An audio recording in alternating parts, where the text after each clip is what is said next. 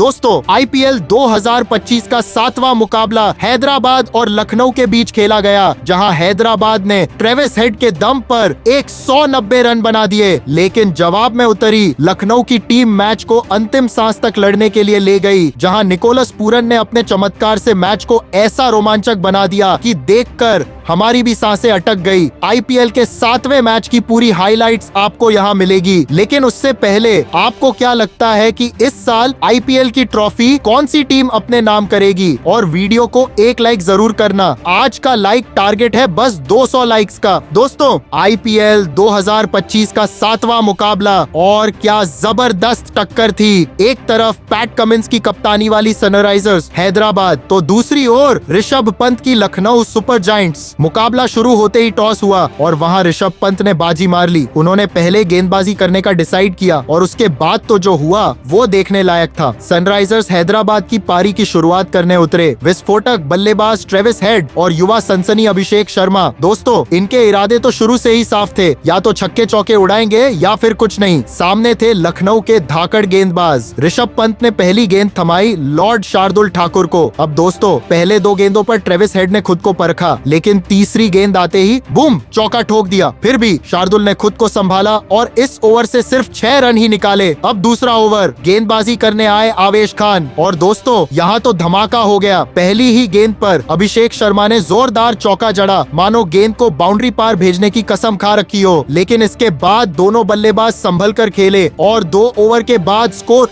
सिर्फ 15 रन। जी हाँ, सनराइजर्स जैसी टीम की इतनी धीमी शुरुआत हैरानी की बात थी। फिर आया तीसरा ओवर और ऋषभ पंत ने फिर से गेंद थमाई शार्दुल ठाकुर को। दोस्तों ये ओवर पूरी तरह से मैच का टर्निंग पॉइंट बन गया। पहली ही गेंद पर अभिषेक शर्मा ने लंबा शॉट खेलने की कोशिश की, लेकिन बूम डीप स्क्वायर लेग पर निकोलस पूरन ने आसान सा कैच लपक लिया। हैदराबाद को पहला झटका और जैसे ही अभिषेक शर्मा पवेलियन लौटे, अगले ही पल मैदान पर उतरे ईशान किशन। पिछले मुकाबले में शतक जड़ने वाले ईशान किशन से सबको उम्मीदें थीं, लेकिन दोस्तों ये क्या, पहली ही गेंद पर शार्दुल ने ईशान किशन को विकेट के पीछे ऋषभ पंत के हाथों कैच करवा दिया। Back to back 2 wicket. Stadium में सन्नाटा छा गया और हैदराबाद की टीम बैकफुट पर चली गई। लेकिन दोस्तों ट्रेविस हेड ने हार मानने से इनकार कर दिया। 2 विकेट गिर जाने के बावजूद चौथी गेंद पर जबरदस्त चौका ठोका और फिर छठी गेंद पर नीतीश कुमार रेड्डी ने भी शानदार स्ट्रोक खेला। इस ओवर से 12 रन निकले, लेकिन 2 विकेट के नुकसान ने हैदराबाद को झकझोर कर रख दिया था। अब चौथा ओवर, फिर से आवेश खान गेंदबाजी करने आए और यहाँ तो ट्रेविस हेड ने अपना गियर ही बदल दिया। पहली ही गेंद पर लंबा छक्का ठोक दिया, फिर चौथी और 5वीं गेंद पर बैक टू बैक चौका और छक्का जड़कर पूरे 18 रन बटोर लिए। दोस्तों अब सिर्फ 14 गेंदों में 31 रन। क्या पारी खेल रहे थे ट्रेविस हेड। 5वां ओवर, ऋषभ पंत ने गेंदबाजी के लिए भेजा देवेश राठी को और इस बार लखनऊ ने शानदार वापसी की। ना ट्रेविस हेड और ना ही नीतीश कुमार रेड्डी को हाथ खोलने का मौका दिया। पूरे ओवर में मात्र 9 रन बने और अब हैदराबाद की टीम दबाव में आ चुकी थी। अब अंतिम ओवर पावर प्ले का लेकर आए रवि बिश्नोई। दोस्तों यहाँ एक ड्रामा हुआ। पहली ही गेंद पर ट्रेविस हेड ने शॉट खेला और निकोलस पूरन के हाथों में कैच को, लेकिन क्या कैच छूट गया। दोस्तों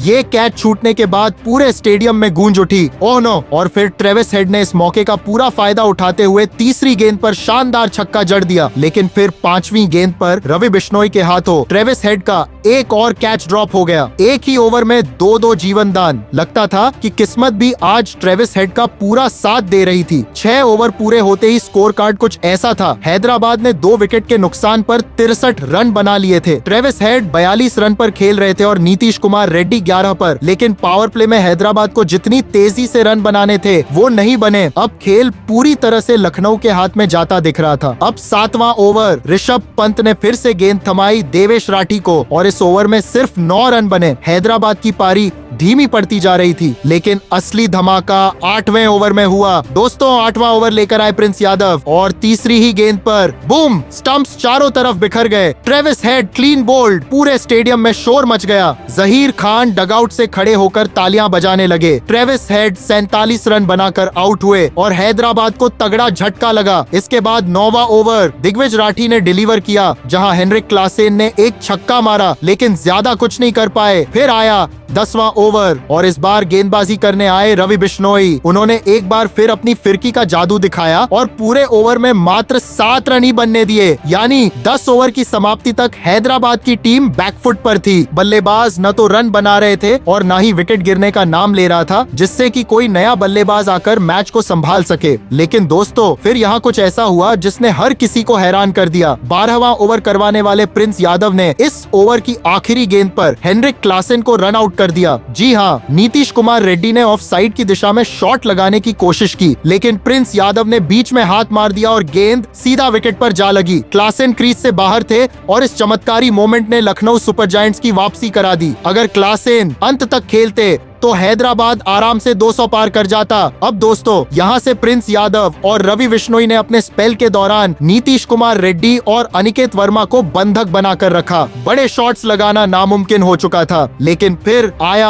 15वां ओवर, जहाँ रवि बिश्नोई अपने आखिरी ओवर में पूरी तबाही मचाने वाले थे। पहली ही गेंद और गिल्लियां बिखर गईं। नीतीश कुमार रेड्डी क्लीन बोल्ड हो गए। लखनऊ सुपर जायंट्स के खेमे में खुशी की लहर दौड़ गई। आउट होने के बाद मैदान में उतरे अभिनव मनोहर, जिन्होंने तीसरी गेंद पर स्ट्राइक अनिकेत वर्मा को दे दी। अनिकेत जानते थे कि अगर टीम को 200 के पार ले जाना है तो अब चौकों छक्कों की बारिश करनी होगी। उन्होंने चौथी गेंद पर जोरदार छक्का और फिर 5वीं गेंद पर एक और छक्का ठोककर ओवर में कुल 15 रन जोड़ दिए। हैदराबाद की टीम अब 5 विकेट के नुकसान पर 143 रन पर पहुंच चुकी थी और अभी भी 5 ओवर बचे हुए थे। अब आया 16वां ओवर, जो करने आए दिग्विजय राठी। लेकिन दोस्तों, यहाँ अनिकेत वर्मा ने गियर बदल दिया। 2 ताबड़तोड़ चौके लगाकर यह साबित कर दिया कि हैदराबाद अभी भी पीछे हटने वाली नहीं है। मगर अंतिम गेंद पर जैसे ही दिग्विजय राठी ने चालाकी से गेंद डाली, अनिकेत वर्मा मिलर के हाथों कैच थमा बैठे। वो 13 गेंदों में 36 रन बनाकर आउट हुए और फिर जैसे ही एक विकेट गिरा, हैदराबाद की टीम बिखरने लगी। अब तो मानो विकेटों की झड़ी लग गई। अभिनव मनोहर महज 2 रन बनाकर चलते बने तो हर्षल पटेल ने 12 रन बनाए। लेकिन दोस्तों, यहाँ पैट कमिंस ने आखिरी ओवरों में ताबड़तोड़ बल्लेबाजी कर तहलका मचा दिया। उन्होंने मात्र 4 गेंदों में 18 रन ठोक डाले। वहीं मोहम्मद शमी ने 3 गेंदों पर 1 रन और सिमरजीत सिंह ने 4 गेंदों में 3 रन बनाए। आखिरकार 20 ओवर पूरे होने के बाद हैदराबाद की टीम 9 विकेट के नुकसान पर 190 रन बना सकी। लखनऊ सुपर जायंट्स को अब जीतने के लिए 191 रन चाहिए थे। इस दौरान गेंदबाजी में सबसे ज्यादा सफलता शार्दुल ठाकुर को मिली, जिन्होंने 4 विकेट झटके, जबकि आवेश खान, दिग्विजय राठी, रवि बिश्नोई और प्रिंस यादव को एक एक विकेट मिला। अब दोस्तों, लखनऊ सुपर जायंट्स की तरफ से पारी की शुरुआत करने उतरे एडन मार्करम और मिचेल मार्श।